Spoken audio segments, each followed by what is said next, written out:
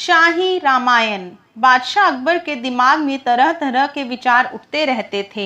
एक दिन उनके दिमाग में यह बात आई कि मुगलों के इतिहास को लेकर शाही रामायण भी बननी चाहिए। यह सोचते ही उन्होंने बीरबल को बुलाया और यह कार्य उसे सौंप दिया। बीरबल आदेश का पालन करने के लिए फौरन तैयार हो गए।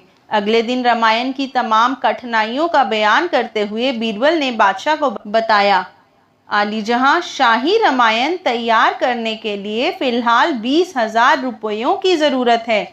20,000 रुपये? बादशाह ने कहा, जी हाँ, मेरा विश्वास है कि 20,000 रुपये और 6 महीने की छुट्टी मिलने पर यह कार्य पूरा हो सकता है। बीरबल के कहे मुताबिक उसे 20,000 रुपये और 6 महीने की छुट्टी दे दी गई। उन रुपयों को बीरबल ने अपनी इच्छा अनुसार जनता की भलाई में खर्च कर दिया। 2 महीने तक वह इस काम में लगा रहा।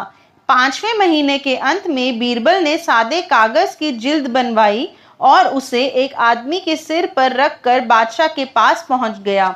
बीरबल ने पुस्तक की ओर इशारा करके कहा, हुजूर, अभी कुछ कार्य शेष है, इसलिए मैं आपसे एक राय लेने के लिए आया हूँ। कहो। बादशाह ने सिर हिलाया। बीरबल ने कहा, जैसे रामायण के मुख्य नायक रामचंद्र थे, वैसे ही इस बादशाही के नायक आप हैं। रामायण के मुख्य नायिका सीता जी हैं। अब प्रश्न यह है कि आप इस शाही रामायण की सीता किसे बनाएंगे? मैं आपसे केवल वही राय लेने आया हूँ। आपकी बहुत सी बेगम हैं, किसको इस पद की प्राप्ति का शुभ अवसर मिलेगा? यह बात ज्ञात होते ही मैं यह कार्य शीघ्र ही समाप्त कर दूंगा। यह कहकर बीरबल अकबर बादशाह के बोलने की प्रतीक्षा करने लगे। बादशाह ने प्रधान बेगम को ही नायिका बनाने का आदेश दिया।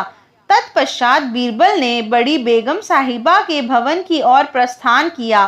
वहां जाकर बीरबल ने बड़ी बेगम को सब बातें विस्तार में समझा दी और फिर पूछा, रामायण की प्रधान नायिका सीता को वर्षों दैत्य राज रावण के पास रहना पड़ा था, अतः आप भी जिसके यहाँ रह चुकी हो बता दीजिए। इसके बारे में पता चलते ही मैं रामायण को संपूर्ण कर दूंगा। बीरबल की इस बात को सुनकर प्रधान बेगम आग बबूला हो गई।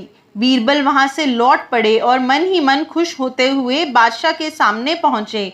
उनके चेहरे पर उदासी के भाव स्पष्ट नजर आ रहे थे। उन्होंने बेगम से किए गए प्रश्न और उन प्रश्नों से पैदा हुए क्रोध की बात का विवरण बताया, जिसका परिणाम यह हुआ कि बादशाह की शाही रामायण का अंत ही हो गया। बादशाह ने बीरबल से कहा, बीरबल, तुम्हें दिया गया धन बेकार नहीं जाता।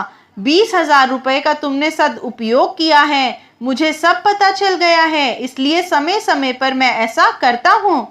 बादशाह की बात सुनकर बीरबल बोला, यदि आज्ञा मिले तो आपकी रामायण तैयार की जा सकती है। नहीं बीरबल, मुझ में ऐसी योग्यता नहीं है कि मैं महाराज श्री रामचंद्र का मुकाबला कर सकूं।